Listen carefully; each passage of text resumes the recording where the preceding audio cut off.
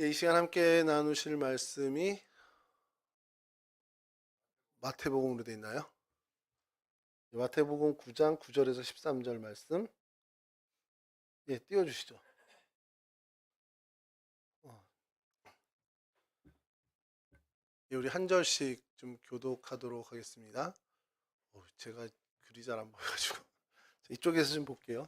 예수께서 그곳을 떠나 지나가시다가 마테라 하는 사람이 세관에 앉아 있는 것을 보시고 이르되 나를 따르라 하시니 일어나 따르니라.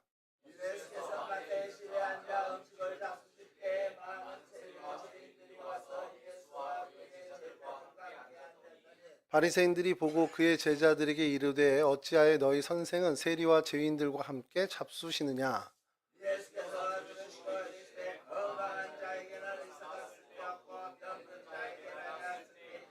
함께 하시죠. 너희는 가서 내가 긍휼을 원하고 제사를 원하지 아니하노라 하신 뜻이 무엇인지 배우라. 나는 의인을 부르러 온 것이 아니요 죄인을 부르러 왔노라 하시니라. 아멘. 예, 오늘 말씀 굉장히 좀 짧게 준비를 했습니다. 앉아 있는 것을 보시고라는 제목인데 마태를 부르신 사건, 마태의 원래 이름은 레위인데요. 이 이야기를 저희가 지금 알고는 있는데 그렇게 흔하게 생각하지, 그러니까 어떻게 좀 많이 접하지 못한 제자 중에 하나가 아닐까라는 생각을 합니다. 마태의 직업은 세리였습니다. 마태의 직업은 세리였는데 이 세리라는 것은 그냥 그 당시에 오늘날과는 정말 그 격이 좀 많이 다른 것이 이 세금을 다룬다, 돈을 다룬다, 특별히 식민 치하에서 로마의 화폐를 다루고 로마의 세금을 어떻게 보면 전달하는 그 일을 하다 보니까 많은 유대인들에게는 굉장히 어떻게 보면 좀 천시받는 그러한 자리에 있었던 사람입니다. 그러니까 사회적으로 전체적인 분위기에서 그냥 경멸을 받고 또 이렇게 환영받지 못한 자가 예수님으로부터 환영을 받게 된 그런 부름을 받게 된 그런 사건이 성경에 기록되어 있는 거죠. 이런 면에서 보면은 어떻게 보면은 이 복음이라는 것이요 소외받은 자들 또 사회적으로 이렇게 뭔가 눌려 있는 사람들, 그러니까 뭔가 좀 만족하지 못하는 형편, 사회적 형편이나 자신의 삶의 정황에 있는 사람들에게 희망이 되는 그런 모습을 주님 시절부터 이렇게 보여줬다라고 저희들이 좀 이야기할 수 있습니다. 그래서 그 마태 같은 경우는 그가 앉아 있는 그러한 자리에서 어쨌든 그 자리에서 충성을 다했겠죠. 최선을 다했을 터인데 카라바조라는 화가가 있어요. 굉장히 비운의 화가로 다큐에서도 많이 좀 다루는데 그 사람이 마태를 부르심이라는 그림을 그린 것을 여러분 한번 나중에 인터넷에 좀 검색해서 보시면 좋겠는데 예수님께서 이렇게 손을 뻗치고 그 뻗치고 뭐라고 하시는 모양인데 그 세관에 앉아 있는 사람들이 다 자기 일에 열중하는데 마태만 이렇게 고개를 돌려서 예수님을 바라봅니다. 전 그 그림을 예전에 그 좋아하는 목사님이 소개를 해서 한번 보게 됐는데 이제 물론 이제 진품을 본 건 아니고요. 그 보면서 너무 마음이 이제 좀 제가 은혜를 얻은 거예요. 소위 말하는 제가 은혜를 받게 된 게. 그래. 주님은 지금도 우리를 향해서 이렇게 부르고 계시는데 앉아 있는 우리들에게 그게 믿는 사람이건 믿지 않는 사람들이건 간에 믿지 않는 사람들에게는 구원의 길을 이제 제시하시면서 부르시는 거겠고 이미 믿는 저희들에게는 무언가 주님이 맡기실 사명에 대해서 이렇게 손을 뻗으시면서 말씀을 하시는 거겠죠. 그런 어떤 주님의 부르심은 늘 항상 동일하게 있는데 우리가 우리의 삶의 자리, 우리가 앉아 있는 그 자리에서 어디에 시선을 두느냐에 따라서 그 부름에 응답할 수도 있고 그 부름을 인식하지 못하고도 지나가는 경우도 있을 거라는 겁니다. 마태를 부르신 이야기는 성경에서 굉장히 너무 간단하게 나오지만 다른 제자는 더 간단한 제자들도 있고요. 베드로를 부르신 어떤 그 사건과 비교하면 너무 극명하게 차이가 난다는 겁니다. 일전에도 한번 저희가 말씀을 나누긴 했을 거예요. 베드로를 부르시는 부분에 대해서 저희가 이야기를 나누는데 다음 주에 저희가 베드로 소명에 대해서 말씀에 의지하여라는 제목으로 좀 다시 저희가 좀 말씀을 나누려고 하는데 여러분 이 베드로를 부를 땐 너무 드라마틱하잖아요. 다음 주 거 좀 예고편이라고 생각하고 좀 들으십시오. 야, 여기다 금을 던지면 안 돼. 이 베드로가 의아할 거예요. 예수님이 갑자기 고기 잡는 법을 가르쳐 주는 거죠. 좀 전까지 저를 배를 살짝 띄워놓고 여러 회중 앞에서 하나님 나라는 이런 것이야 라면서 많은 회중을 향해서 하나님 나라, 하나님의 은혜에 대해 설명하시다가 베드로가 이제 빈 그물로 이제 돌아오고 있는데 갑자기 나타나셔가지고 야 베드로야 고긴 그렇게 잡는 거 아니야 이렇게 얘기하시니 얼마나 황당하겠습니까? 예컨대 우리 세준 집사님, 이거 편할 땐 집사님 또 어떨 땐 신학생 이렇게 자꾸 부르고 어떤 땐 또 일을 맡길 땐 회장님이라고 부르죠. 이제 가끔씩 카톡이 와요. 학교에서 목사님 웨슬리가 이렇게 이렇게 하는데 이게 도대체 뭐죠? 뭐 그래서 저도 이제 기억을 더듬는 겁니다. 그게 뭐였지?라고 막 더듬다가 아 이게 그 강의 시간 그걸 얘기하나 보다 하고서 막 이제 카톡을 보내요. 제가 막 카톡을 보내면서 저도 막 흥분하는 겁니다. 아 맞아 맞아 이런 걸 배웠어 지금서 막 해서. 근데 제가 얘기하면은 감사하게 세준 형제가 잘 알았습니다 이렇게. 물론 이제 리서비스겠죠. 예. 어쨌든 뭐 이랬든 저랬든 목사님 감사합니다. 어느 정도 해결이 됐어요. 뭐 내지는 윤곽이 잡혔어. 이런 그 피드백을 하면 전 너무 기쁜 거죠.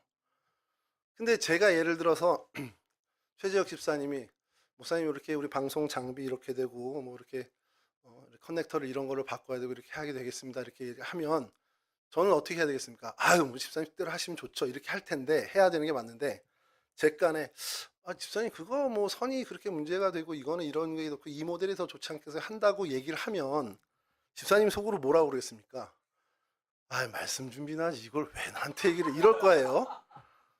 뭘 알아? 도대체 HDMI는 알아? 뭐 미니 HDMI는 알아? 뭐 이런 식으로 생각을 할 수도 있을 텐데 여러분 그겁니다. 아니 목사님 말씀이나 준비하고 설교나 준비하고 하면 되지 무슨 방송 장비 얘기를 나한테 해? 이렇게 할 수 있겠죠. 베드로는 베테랑 어부입니다. 베드로를 부르는 장면 다음 주 예고편이에요. 베테랑 어부예요. 밤새도록 그물질을 할 수 있는 근성의 사나이입니다.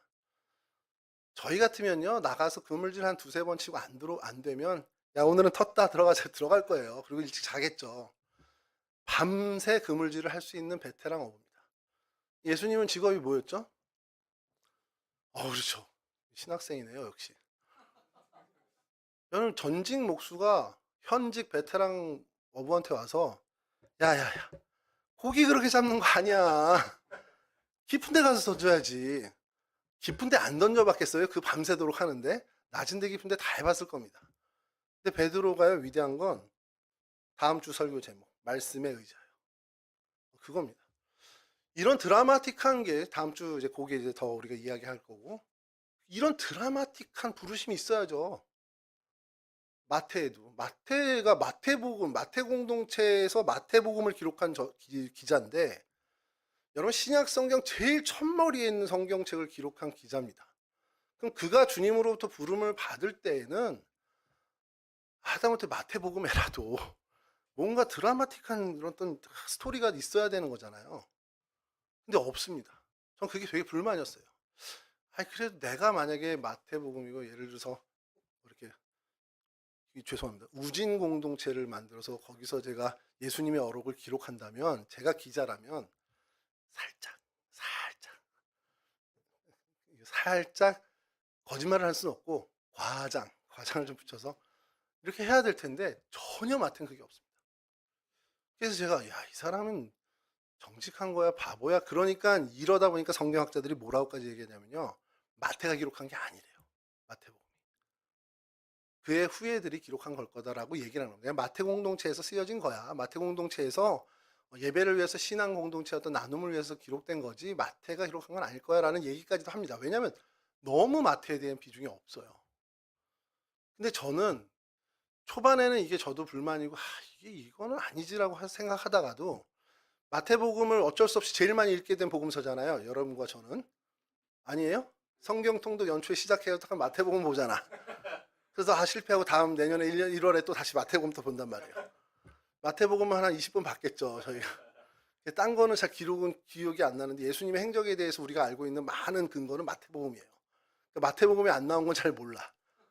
삭개오라는 사람이 있어요. 그래서 얘는 누가복음 안 읽었구나 이렇게 되는 겁니다.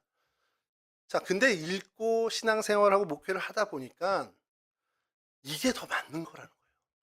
베드로가 베드로 복음서가 있어가지고 했다면 그렇게 안 했을 것 같아요. 자신의 부름의 이야기를 그렇게 정말 어떤 드라마틱하게 기록 안 했을 것 같습니다. 왜냐하면 신앙이 성숙되고 주님을 제대로 만나고 주님을 정말로 정말 구주로 모시게 된다면 그게 의미가 없는 걸 알고 오히려 이러한 마태에 그냥 앉아 있다가 자신의 삶의 자리에서 정말 그것이 우연일 수도 있고 무언가를 갖다 붙일 수 있지만 주님이 부르시는 그 부르심에 내가 정말 반응해서 갔다라는 거. 이게 진짜 은혜라는 겁니다.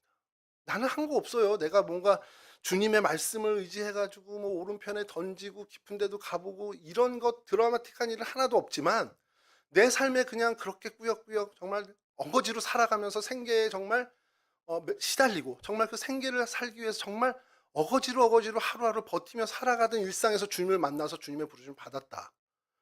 여러분 이게 더 큰 은혜일 수 있다라는 겁니다. 우리가 은연중에 기대하는 게 있어요. 특히 청년의 때에는요. 특히 이제 모태신앙으로 자라온 사람들은 나중에 그런 그 부러움이 생깁니다. 친구들 중에 이런 사람들이 정말 확 엄청난 신앙적인 체험을 하고 귀의를 해서 신앙으로 귀의해서 주님을 만나거나 구원의 확신이 마음에 가득한 사람들이 있어요. 그러면 내가 진 것 같아. 제가 신학교 1학년 들어갔는데 저 빼고 다 막 한가닥 어떤 그런 엄청난 사건들을 경험하고 온 사람들인 거예요. 누구는 죽을 고비를 넘겼대. 어떤 심한 이제 형은 삼순한 형인데 뭐 그 나이에 무슨 불치병이 걸렸었대요. 그러고서는 들어온 거야. 근데 낫대 6개월 만에 기도원 가서 기도하고 병원도 안 다녔대. 뻥 같아. 거짓말 같은데. 여하튼 그렇게 해서 자기는 확신을 갖고 신학교 왔다는 거예요. 근데 저는 그런 게 없는 거예요. 가만히 있으면 엄마가 가르쳐 왔는데요? 전 가야 되는 줄 알고 갔는데요? 이렇게 된 거죠. 제가 1학년 1학기 때 제일 많이 고민한 게 예수전자 DTS까지 가서 뭘 기도했냐면 나도 확신을 주세요. 나도 뭔가 주셔야지 이거 어떻게 삽니까? 고등부 때 살짝 주셨던 방언 다시 주시든지 뭔가 이게 저도 확신이 있어야 이거 계속 해가지 않겠습니까? 그래서 그 나름 또 1학년 1학기 예수년 DTS에서 은혜를 받긴 했는데 그러니까 그런 컴플렉스가 생기는 거예요. 근데 제가 지금 지나고 와서 보면 참 어렵구나라는 생각을 합니다. 그래서 그런 고민을 하는 신학생이나 후배들이 있으면 절대 그러지 말라고 그러죠. 네가 진짜야. 너 사리분별 다 하고 아무런 이벤트도 없는데 주님을 따라. 그게 얼마나 더 뭐가 더 중요한 것 같아? 죽을 고비를 넘겨서 엄청난 큰 은혜 이벤트를 받았어요. 그래서 예수께 따르는 건 당연히 그렇게 해야죠. 안 하면 죽는 걸 아니까. 그런데 일상을 살아가 생존에 매달리고 정말 하고 있는데 주님을 만나서 주님의 은혜에 감격받고 주님을 따르는 일상으로 전환됐다. 그리고 자연스럽게 내가 예수님을 이렇게 따르고 있다. 아무런 위협을 받은 것도 없습니다. 아무런 하나님으로부터 협박받은 것도 없습니다. 그러나 신앙의 길을 걷고 있다. 그럼 그것만큼 은혜가 어딨냐는 거예요. 그래서 컴플렉스 갖지 마. 그냥 그렇게 사는 게 맞고 너에게 더 하나님이 크신 은혜를 주신 거야 라고 얘기를 합니다. 자, 근데 이게 사람 마음이요. 계속 왔다 갔다 하잖아요. 그렇게 위로를 후배들은 그렇게 할 수 있습니다. 그렇죠? 신앙의 후배라든지 우리 권사님 자녀들한테는 그렇게 얘기할 수 있는데 우리 애들한테는 그렇게 못하겠는 거야. 야, 기도 좀 해봐. 주님이 좀 만나주시겠습니까? 매달려봐. 목숨 걸어봐. 너는 나이가 근데 아직도 넌 교회 그냥 왔다 갔다만 하니 성전 뜰만 밟고 다니면 어떻게 이제 이렇게 여기까지 나오는 거죠. 오늘 이제 설교를 통해서 하는 얘기지. 이렇게. 우리 딸도 듣고 아들도 좀 들었습니다. 근데 마음은 그래요. 급하니까. 아니 왜 신앙생활이 재미가 없어? 아니 왜 교회가 재미없어? 이해가 안 되는 거예요 저는. 재밌지 교회. 네, 어느 신학생은 재밌는데 어느 신학생은 재미가 없어. 이게 힘들어요 이게. 그런데 제가 마태에 대한 이 본문을 계속해서 설교하면서 이게 하나님이 하나님의 방법으로 하나님의 은혜를 주시는 거구나라는 겁니다. 죄송합니다. 저희 딸 앉아 있는데 저희 딸이 제 성에는 안 차죠. 신앙생활에 이런 게. 근데 제가 확신하는 게 하나 있어요. 교회는 못 떠날 거다. 교회는 무서운 사람도 못 떠날 거다. 엄마가 보통 지랄하겠어요? 교회 안 나가면? 그래서 교회는 안 떠나겠구나. 그것만으로도 안심이다. 뭐 그런 사람 다지 뭐 여기 우리 주한 형제 교회 떠날 수 있을 것 같습니까?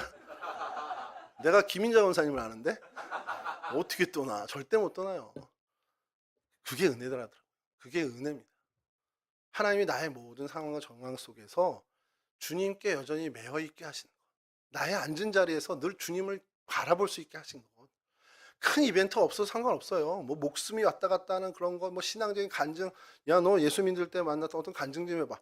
간증할 게 하나 없어. 상관없습니다. 내 앉아 있는 곳에서 내가 주님을 여전히 만나고 주님과 교제하고 있습니다.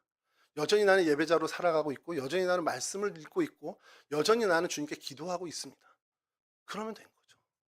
다만 이 이야기에서 다음 주로 제가 좀 넘기고자 하는 것은, 다만 그냥 그렇게 그것이 루틴이 돼서 그냥 무덤덤하게 살지 말자는 거예요. 내 앉아있는 자리에서 그냥 주님을 교제하고 주님과 만나고 있으니까 안심하고만 있지 말고 나도 고민해 보자는 거예요. 다음 주 거 예고편이지만 조금 더 설명을 드리면, 여러분 이런 얘기 제일 많이 듣는 게요. 너 이제 우리 순종하면 살아야지 그랬더니 다들 그 얘기를 제일 많이 해요. 아, 그러고 싶은데 하나님의 뜻을 모르겠어요. 아, 이게 이 길이 하나님의 뜻인지 저 길이 하나님의 뜻인지 모르겠는 거예요. 제가 오늘 유초동부 설교를 했습니다. 예수님을 따르는 삶이라는 그 부분에서 예수님이 본을 보인 예수님을 따르는 삶을 얘기했는데, 제자들의 발을 씻겨주면서 예수님께서 섬김의 본을 보여주셨잖아요. 애들한테 얘기하면은 동생 발을 어떻게 닦여요? 뭐 이런 이제 반응을 한단 말이에요. 그래서 야, 발 닦기라는 게 아니라 이 일이 하는 게 맞나 이 일이 하는 거 맞나 고민할 때 예수님이라면 어떤 거 했겠지? 그 고민을 해야 되는 거예요 라고 설교를 한 겁니다, 오늘. 근데 이게 유초등부 애들한테 하는 설교인데 이게 사실 오늘 저희들에게 해야 되는 설교라는 겁니다. 아, 하나님 뜻을 잘 모르겠어요. 고민 안 한 거예요. 여러분 몰라요 진짜? 정말 여러분들이 선택의 기로에 섰을 때 어느 쪽에 하나님이 요만큼이라도 더 기뻐하는지 정말 여러분들이 모를까요? 고민하면 아십니다. 고민을 안 했기 때문에 모르는 겁니다. 그리고 여러분 왜 모르냐? 말씀을 안 읽으니까 모르죠. 이미 말씀에 다 나와 있는데. 기도 안 하니까 모르죠. 그 문제 갖고 기도를 하면 하나님이 알려주시는데 안 하니까 모르는 거예요. 그거 다음 주 설교를 너무 빨리 하는 것 같은데. 그거 하자고요. 그거. 우리 앉아있는 자리에서 주님께서 우리가 은혜 주시고 하나님을 기억하게 하시고 하나님을 바라보게 하셨으니까 그냥 앉아있어서 하나님 바라보면서 아 좋다만 하는 게 아니라, 그럼 내가 어떻게 해야지 고민을 하자라는 겁니다. 저는요, 마태 2 이후에 그 제자로서 부르심을 받고 어떤 주님께서 공생애를 하는 동안에 그렇게 드러나는 것이 하나도 없었지만, 그는 정말 주님 오실 때까지 더해지지도 않는 12사도 중에 들어가 있는 사람이라는 거예요. 그 자체로도 어마어마한 사람이라는 겁니다. 우리도 마찬가지입니다. 사람들이 주목 안 해요. 내 주변 사람들이 너 예수 믿냐? 이런 얘기 할 수도 있어요. 그러나 주님 오신 날, 아니 우리 인생이 끝나는 그날까지 우리는 그리스도의 제자로 살아갑니다. 얼만큼 더 위대한 일을 했냐면 이건 중요한 게 아닙니다. 내가 끝까지 그리스도의 제자로서 완주하는 삶을 살았느냐가 중요한 거예요. 저는 천국에 갔을 때 많은 목회자들이 그런 얘기 할 것 같아요. 하나님, 저는 저 세상에 살 때 10,000명 목회하고 왔습니다. 하나님, 저는 1,200명 목회하고 왔습니다. 이럴 거예요. 제 상상에. 근데 주님은 아무 신경도 안 쓸 겁니다. 신경 안 쓰시면서 그 고백을 좋아하시겠죠. 주님, 저는 한 번 주님을 따르기로 한 그 마음 먹고 한 번도 곁눈질하지 않고 주님만 바라보며 살아왔습니다. 그게 하나님께 제일 가장 기쁨을 드리는 고백이 아닐까라는 거예요. 지지난주죠. 우리 모교 마커스를 갔는데, 제가 김남국 목사님 설교를 별로 안 좋아해요. 하도 소리를 질러가지고. 신학교 1학년 때부터 맨날 소리를 질러가지고 우지라 하면 저 높이서부터. 그래서 저 형은 맨날 진짜 목도 안 쉬고 맨날 떠든다 이러고. 근데 그날도 왜 이렇게 또 소리를 질러? 근데 제가 은혜를 받았어요. 왜냐면 제가 고민하던 거를 이게 맞는데 청년들한테 이런 얘기 나도 하고 싶은데 설교를 통해서 정말 하나님 주신 말씀이 이게 맞는데, 근데 제가 얘기하면 아무 권위가 없잖아. 통성교회 부목사 가우진 얘기해요. 누가 들어요? 근데 적어도 마커스에서 설교하는 김남국 목사가 하는 얘기는 들을 거 아니야. 근데 같은 메시지, 같은 이야기를 하더라고요. 세상에서 아무리 잘 사는 거, 우리 고민하잖아요. 우린 예수 믿는데 쟤는 예수도 안 믿는데 왜 저렇게 잘 되고 모든 일이 형통하고 나는 왜 이렇게 찌그러지지? 이런 고민 해보잖아요. 같은 목회를 해도 저도 그래요.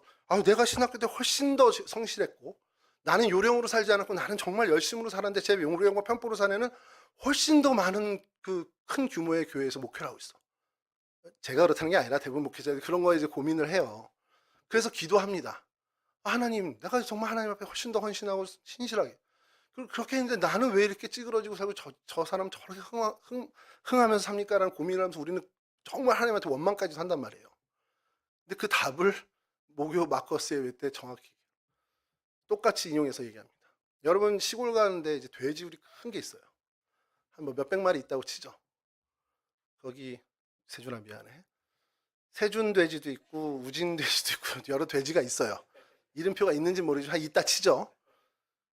근데 주인이나 관광객들이 그 돼지우리를 지나가다가 야 우진이 돼지는 4,000원짜리 사려 먹네? 야 세준이 돼지는 1,000원짜리 사려 먹네? 어떡하지? 고민하는 사람이 있냐는 거예요. 뭘 먹든 꾸정물에서 뒹굴든 뭐 신경도 안 쓴다는 거죠. 하나님이 그렇다는 거예요. 하나님은 그거에 관심이 없는 거예요. 세상에서 얼마큼 누리고 몇 돈의 금을 치장하고 다니고 제 아파트 몇 평에 살고 아무 관심이 없는 거예요. 하나님은 믿는 사람이건 안 믿는 사람이건 그렇게 사는 거 신경도 안 쓰고 하나님과의 교제만 신경 쓴다. 하나님 안에서 신실한 그리스도인으로 살고 있는지 구원받은 백성으로 살고 있는지 아니면 구원의 은혜를 아직 못 받아서 정말 절절거리면서 사는데 정말 구원시키고자 하시는 그 관심을 갖는 거지 이 땅에서 뭘 하고 어떤 거 누리는 거 하나님 관심이 없는 거예요. 그래서 한편으로 이렇게 해야죠. 하나님 관심 없으면 저 로또 좀 하나 이렇게. 별로 관심 안 쓰시는 거니까. 근데 그 로또를 제가 맞으면 제 인생이 하나님과 결별할 수도 있겠죠. 그럼 하나님 막으시겠죠. 나는 안 그럴 텐데 어떻게 해줘. 여하튼 하나님은 그거에 관심 없습니다. 종원이가 서울대 가든 아니면 나중에 뭐 전화해서 신학교를 가든 뭐 어머니한테 말씀하지 마라. 그런 거에 대해서 하나님과의 관계 생각하는 거지. 종원이가 뭐 가서 뭐 어떻게 이렇게 해가지고 직장 좋은 데 가고 이렇게 했다. 물론 하나님이 아예 관심 없는 건 아니겠지만 그게 중요하게 여기지 않는다는 겁니다. 진짜 중요한 건 우리의 영혼, 우리의 속사람, 하나님과의 그 관계 그거에 대해서만 하나님이 관심 가져요. 오늘 담임 목사님 설교에 한편 강도, 십자가상의 한편 강도 얘기를 하셨습니다. 저는 평생의 제 그 마음에 십자가의 한편 강도에 대한 묵상이 있어요. 무슨 상급 받겠습니까? 그 사람이 천국 가서. 살인자로 살아왔다가 결국 그 십자가의 형틀에서 정말 죽기 몇 시간 전에 예수님 만나서 주님 나를 기억해 주시옵소서 했을 때 구원을 받았단 말이에요. 여러분 성경에 너 오늘 나와 함께 낙원에 이르리라. 뭐 낙원이 거기서 사실 천국이라고 표현해도 상관없습니다. 헬라어로 좀 달라서 그렇게 표현한 거지. 너 오늘 나와 천국에 이를 거야 라는 선언을 받은 인생은 유일한 사람이에요. 여러분 성경에 누구 인물들 우리가 되죠. 솔로몬 구원 받았어가 제일 논쟁이 많은 건데 솔로몬 구원 받았어요. 누구 구원 받았어요? 근데 아무도 모른다고밖에 없어요. 그게 정답입니다. 근데 그 한편 강도 구원 받았습니까? 그럼 확실하죠. 그거는 주님이 선언하셨는데 뭐 한 게 있죠? 예, 주님 나를 긍휼히 여겨 주시옵소서 한마디밖에 없어요. 그러면서 주님을 구주로 그 안에서 고백하고 믿은 거죠. 그 믿음으로 구원을 얻은 건데 그러니까 행위로 구원을 받지 않는다는 건 정말 명확합니다. 그 사람 행위로 해놓으면 어떻게 구원을 받아요? 아무것도 없는데. 성경의 인물 중에 가장 인상 깊은 사람이 누구냐? 그러면 저는 십자가의 한편 강도입니다. 오른편 강도일까요? 왼편 강도일까요? 세준. 오른편 강도예요? 왼편 강도예요? 성경에? 아닙니다. 성경에 안 나옵니다. 참 동방박사가 몇 명이에요? 동방박사 명수도 안 나옵니다. 이게 힘들어요. 성경을 좀 읽으라니까 저희. 한편 강도로만 나옵니다. 헬라어로 가도 한편 강도입니다. 오른편 왼편 없어요.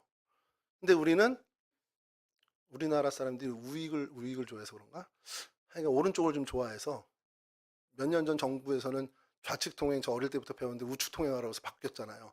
오른쪽을 좋아해서 오른편 강도로 자꾸 우리가 인식을 하는데 한편 강도입니다. 근데 저는 성경의 인물 중에 가장 인상 깊은 사람이 한편 강도예요. 그러면서 어떤 생각까지 이건 제 생각입니다. 순전히 제 생각이니까 여러분 이건 성경에 있는 얘기 아닙니다. 그러니까 가우지 목사가 저렇게까지 고민했구나라고 생각하는 게 저는 무슨 생각까지 하냐면 하나님이 그 한편 강도를 너무 긍휼히 여겨서 그를 구원시키고자 하는데 방법이 자꾸 실패되는 거예요. 그러니까 이 인간을 어떻게 예수를 만나게 할까 고민하시다가 만날 수 있는 마지막 자리가 십자가밖에 없는 거예요. 그러니까 이 사람이 실제 살인을 했는지 아닌지 모르지만 잡혀와서 사형 선고를 받고 같은 날 예수와 같은 날 사형 집행을 받게끔 하나님이 하셨다는 거예요. 이건 제 생각입니다. 그렇게까지 하나님이 이 영혼 하나를 구원하기 위해서 애쓰신 거 아니야? 라는 생각을 하는 겁니다. 여러분, 하나님이 그만큼 우리의 구원의 여부, 하나님과의 관계에서는 너무나 큰 신경을 쓰고 계세요. 근데 그 외의 건 아무 신경 안 쓰십니다. 저희 어머니가, 저희 아버지가 작년 이제 11월 이제 거의 일주기가 돼 가는데 돌아가셨는데, 이제 암 선고를 받으시고 6개월 만에 돌아가셨어요. 지금도 만나면 왜 네 아버지가 암이었을까? 이걸 물으세요. 그럼 저는 대답하죠. 아무 상관없어. 하나님 아무 신경 안 써. 왜 하나님이 암을 주셨을까? 이런 얘기를 하시는 거예요. 쉽게 얘기해서. 아무 상관없어. 하나님 그런 거 신경도 안 써. 제가 뭐라고까지 얘기하냐면, 하나님 우리 아버지 암으로 돌아가신 거 모를걸? 그 정도로 아무것도 아니다라는 걸 얘기를 하는 거죠. 저희 어머니가 은연 중에 무슨 얘기냐면, 왜 하나님이 벌 줬지라고 생각하시는 거예요. 아닙니다. 그런 차원이 아니에요. 하나님은 저희들의 인생 가운데 너 이거 뭐 잘했을까 벌 주고, 물론 이제 그런 부분들을 우리가 유아기적인 신앙이 있다면 즉각적인 반응을 해주실 수도 있지만, 그게 궁극적인 목적이 아니라는 거죠. 여러분들의 인생에 하나님과의 관계를 어떻게 맺고 살아갈 것인지, 정말 하나님의 뜻을 고민하고 묻고 살아가는지, 내 앉은 삶의 자리에서 내 일에 몰두하느라고 주님을 쳐다보지도 못하는 그런 인생 사는 게 아니라, 정말 앉은 그 자리에서 주님께서 언제나 부르시면 언제나 반응하고 주님을 언제나 바라볼 수 있는 그런 영적인 민감을 갖고 사는 사람이 되기를 원하시는, 거기에 더 큰 관심을 갖고 계십니다. 여러분, 저는요 우리 청년들이 뭐 그랬으면 좋겠어요. 뭐 많이 못 모여도 상관없고, 뭐 주일 오후에 주일 청년 예배 드리고 빨리 집에 가려고 가는 것도 상관없습니다.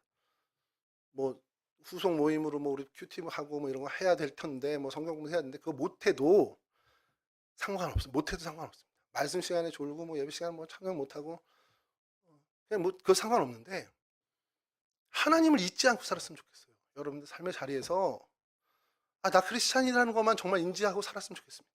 여러분, 근데 그러기 위해서 기도해야 되고요.